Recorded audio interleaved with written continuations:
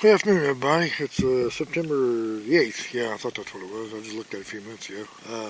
It's about 12:10 in the afternoon until Sunday. And this morning I woke up and it was 41 degrees. Ooh, I just checked my weather. It's about 62 right now with a high of about 71. Temperature yesterday, the highest I ever saw was like 69, so that's pretty nice. I'm loving this cooler weather, especially this early. I think we're 3 weeks out from today from our archery season. And today is just a little video about something that I ordered this year, and I looked at these pretty heavy last year, and Sever Broadheads. I don't know if you've ever heard of them. I actually remember ordering a few of these several years ago. I don't even remember when I ordered them. It's been several years ago. I ordered just a couple of them and tried them, and I liked them, and I don't remember why I went to I went to Magnus, and I should have brought one of those up here with me, but it was Magnus Black Hornet, and I didn't bring one with me this morning. But I was looking at these pretty hard last year, and just tell you a few little things about Sevr, and they're pretty unique, really, in several different ways. They are an expandable broadhead. Put that up there next to the camera if you can focus on that. It is a 2-blade. They offer 3 of them. This was the one they come out with last year. Really got my attention. They used to have a 1.5 and a 2.0, and of course that's the cutting diameter. Well, last year they come out with one. I don't know if they really call it a hybrid or not. I've seen some videos. That's what some people call it. This is a 1.75. So this is 1 3/4 inch cutting. They said they took ideas from both. I think, if I'm not mistaken, the 1.5 was aluminum ferrule, the 2.0 was a titanium, but this one right here is a solid one-piece ferrule, and it's titanium. And tell you a few little unique things about the Sevr. Once they come in a box like this. I ordered 3 of them, and shipping, handling, everything. I don't remember exactly where they come from. Utah. They come from Utah. These things are pretty unique. And it took about a week once I ordered them. I've had them in for about a week now, so it took about a week to get them in once I ordered them. They come in a box like this. My address and stuff's on the back, so I'm not going to turn that around. But anyway, this is the box they come in, and pretty unique. I don't know how well you can see this. I ain't got my helper with me today. Got some instruction manuals with it, and you get a bunch of stickers with it. You get 2 little tools with it. This little red tool has 2 functions and a little Allen wrench here. But this is how they come, depending on how many you order. Like I said, I did order 3. I'm trying to keep them from falling out. I've got one on my air, and I got it out of the box. But some of the unique things about this company is they don't sell them anywhere but on their website. You can only buy them directly from the company. So there's no middleman. I think I just mentioned I paid like shipping, handling, everything was like 54 or something. I'll tell you, just a few cents shy of $55 for 3 of them. But the only way to get them is directly through them. You can't buy them at Walmart or Cabela's or anywhere. You can only buy them directly from them. Another thing, thing is you can order 1, you can order 2, 3, or 10 or 20. They come individually packed. That's what they look like in the package. I think these particular ones, I think they're all 3 about the same price. I'm thinking like $16.99 a piece or something like that. I think is what I paid for these. Like I said, they are a little expensive, but they do have some unique features to them. Like I said, 1, you order directly from the company. 2, you can order 1 or however many you want. They'll send you whatever you want. They'll send them to you. And a couple of other unique things about these is they have a set screw, which you do get. You get a set screw, and 2. They do have O-rings right here on the lower end of it. You get a set screw and 2 extra O-rings with every broadhead you get. And like I said, they are rear deploying, so I don't know how you can see that. Push that up. It's got the O-ring on. I'm going to take that off here in a second and show you a little bit more about it. Matter of fact, I'll go and do it now. I'll turn this camera off. Alright guys, I've got this thing open right now, and like I said, it's a 1.75, so you got 1 3/4 inch cut. One of the really unique things I like about this, and one thing reason I quit using expandable broadheads, and I'll get into that here in a few minutes, is they have a locking pivot locking system on their blades. And what this is for, you can see my finger here, if it goes in and hits a rib, that it's supposed to help from deflection. And once it goes through, it's supposed to straighten back up again. And they are locking. Now they will go forward, I guess. There's no cutting edge on the back side, so if they have to pull out, they'll probably rip or something. But they are locking this way. They will not close together. Like I said, they are pivoting it both ways. And that's one real unique, that's another unique feature I like about them. And but like I said, if you go in, you hit bone or whatever, and then as soon as you go through the other side, it's supposed to, don't take much force to move these things. It's supposed to open back up and really put a good hole in them. Like I said, I'm going to go back through my videos. It's been several years ago that I did try them. I don't know, maybe it was because of the price or whatever. I don't know. But I did watch a video before I come up here. You can't order replacement blades. I think they sell them in packs enough for 3 broadheads. The replacement blades, you get enough blades, you get O-rings, and a new screw that goes in right here on the front. All right, well, you can see that. That's what holds the blades in. And let's see, with this little red tool that comes with it, I told you it had 2 functions. I don't know how well you can see it, but the one function is, obviously when you put them on there, you can stick your broadhead in there and tighten it down with the blades closed. You can tighten it down your arrow. But on the other end, well, you can see that it's flat. That allows you to reach in without your fingers, and you push on this. I don't know if you can see it that well right there. Little barbs on this side. Sorry about that. My helper's not with me today. You take that and push that on that side, and that allows these things to close. And that's how that works. So they're pretty unique. They come in 100 and 125 grain, and I'll get into that here in a second. I'll get into it now. I shoot a gold tip 10 Nugent arrow. It's a 300 spine. It is 9.4 grains, 10.8 grains per inch. It's a pretty heavy arrow.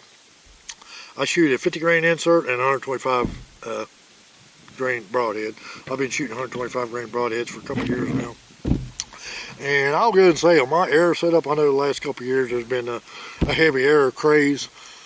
Man, you can go back to like probably the late 80s, when I was in my probably mid-20s, 24, 25. That's about the time I'll tell everybody I really seriously got into bow hunting. I did a little bit there for a while, but I was still young and single and wild. Fall come around, I hunt a little bit, but I always had other things on my mind, partying and other things, hanging out with friends and stuff. But I would say I was probably about 24 or 25 when I really, really seriously got into bow hunting, especially. I've always enjoyed bow hunting or bows since I was little. I think I got my first bow when I was 12. It was a little red fiberglass bow my cousin gave me, and I just wore that thing out. And I've just always been in love with archery my whole life. So, but when I really started getting into bow hunting in the early 20s, Easton, it still probably is, but it used to be the big dog in arrow building. And back then, I'd say 90% of the arrows you got, that's about the time probably carbon arrows started coming around. But aluminum arrows, everybody shot aluminum arrows. Easton aluminum arrows, that's what I shot. And they used to, you go to your bow shop or whatever, and a good friend of mine, his dad owned a bow shop. That's the reason where I got most of my stuff when I was, first got into it. That's where I got my bows, all my arrows and stuff. And of course, they used to always have a chart, if you shot draw length and this much weight or whatever, you use this kind of arrow. I always went a step above, even back then, before I even knew anything about heavy arrows. Always shot a little for whatever reason. And back then, I remember a lot of people was really at the light speed, light arrows, heavy, fast arrows. Everybody's like speed kills, but I just never was into that. I don't know why. I've just always felt more comfortable shooting a heavy arrow. So I've been shooting heavy arrows before they was even really a thing, I guess. But I do probably go a little bit heavier than there, because back then I just used regular inserts with a 100 grain head. But now I go with 50 grain insert and 125 grain heads on everything. My practice tips are 125 grain. And anyway, that's the arrow that's going to be doing some damage on some animals this year, I hope. And guys, like I said, I tried them a couple years ago, and I really don't, I can honestly tell you, I really don't remember why I didn't. Maybe because the blades weren't that durable or something, I don't know. I don't know if the blades are titanium or not. I do not know about that. I might need to check on that. But I know it's a one-piece ferrule, and they are titanium. Oh yeah, and the other thing I almost forgot to mention, the set screw you get in here, I don't know how well you can see it, but that there's a hole back here, the second hole. When these things are closed, you can put that set screw in there, and then you can use these as your practice head. They will not open, and they will not dull. I've shot these things so far out to about 30 yards, and they are shooting exactly like my field points. You know, of course, most expandables do. Yeah, this thing's got a little set screw, so you can use the same head for hunting as you can practice. You know, it won't dull the blades at all. It doesn't, you know, just as long as you don't hit anything hard, you know, you're not going to mess that ferrule up or anything else. So that's another pretty unique thing about it. So like I said, leave in the comments if you've ever heard of Sever, if you've ever tried them.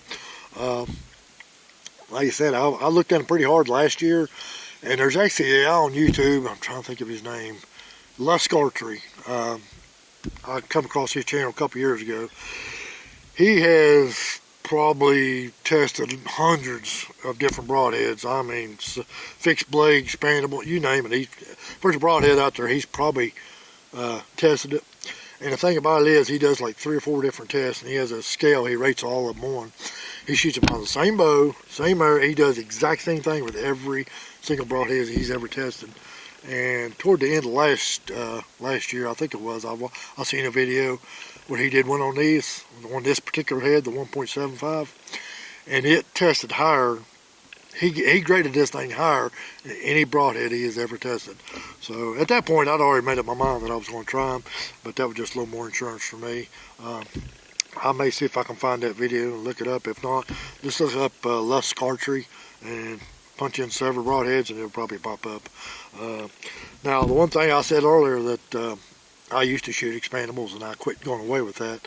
And this is just my experience with them. I know people that shoot them, and you know, my wife's got family members that swear by them, and it's rage. The first expandables I ever shot were, I'm trying to think of the name of them. It was a long time ago.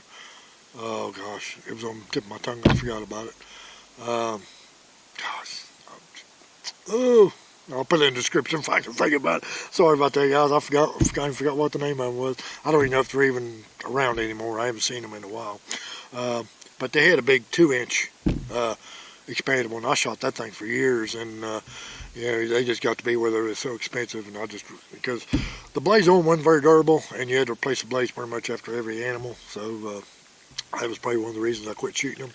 And that's about the time Rage come around. And of course, I was always being big into the outdoor channel, and you know, I'd say probably 80% of the hunters on there, you know, shoving products down your throat. You know, rage is all you hear.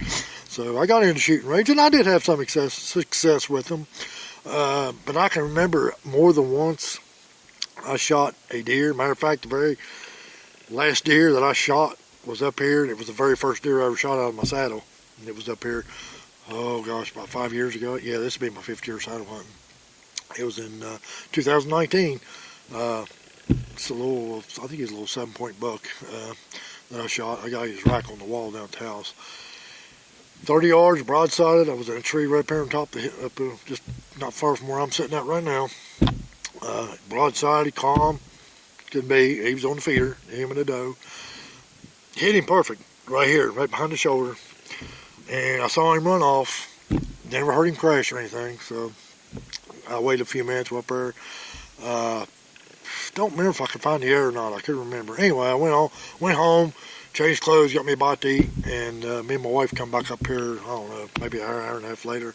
It was dark. We got on the trail. We did find him. He didn't go too far, but it went in, hit a rib, and come out the backside. It went through his guts and come out right in front of his back hip back there.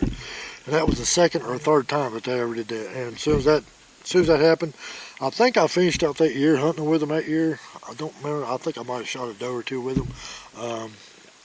But after that season, I was like, I was done. And that's why I went to the Magnus. And I've been shooting them for the last couple of years. And I've been pretty happy with them for the most part. But the one thing, it was, a squirrel running over the hill. Saw something out of the corner of my eye. Watch out next Saturday, buddy. But that was pretty much a nail in the coffin for me. I wanted to go to Magnus. But last year, if you can remember the very last video I did, I think it was like the last week or so of the season, up here, pretty close, almost the same tree I was in when I shot that buck with that rage.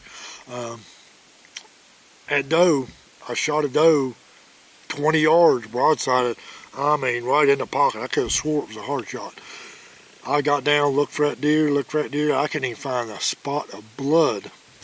Went home, got my wife. You know, I think it's on video. Me and her looked up here for I don't know how long. Tracked it all the way to the neighbor's property, where the direction it run to. Neither one of us ever found the first drop of blood. And I like Magnus. I mean, they're good heads. You know, they'll go through bone probably better and about as good as any broadhead I've ever shot. But you know, and I'm like fixed blades, but I don't know. I've just always been fascinated with the fixed blade, and I know they do some damage. And any broadhead, as long as it's sharp and you make a good shot on them, 99% of the time, you know, that deer should have been dead. But just no blood just blew me away. I can't figure out why in the world there was not even a drop of blood.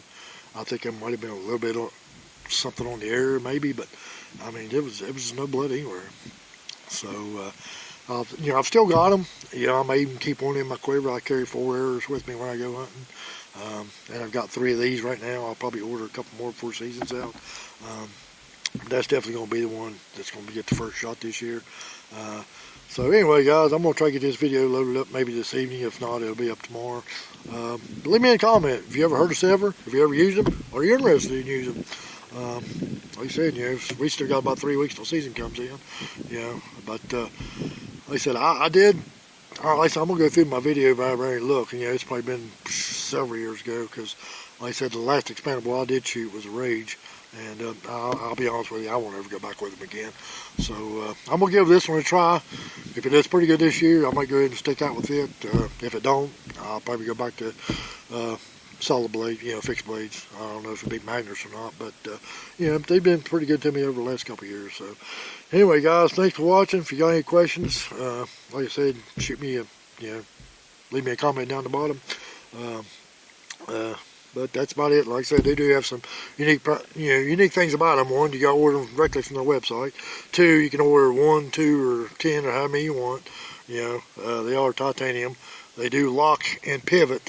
I'm not sure, and I'm not an expert on broadheads, so I don't know if any other ones on the market does this or not. I don't know. I just know these do. And it does have a place where you can put a set screw, and you can shoot these exact same heads, and it won't bother them one bit when it comes to hunting. And like I said, you do get that set screw and 2 extra O-rings with each broadhead in your packet that comes in. So guys, thanks for watching. And I was going to do another little video on another product, and I didn't bring it with me. So give me something to do later this week, get it up here and get it done. Thanks for watching, guys.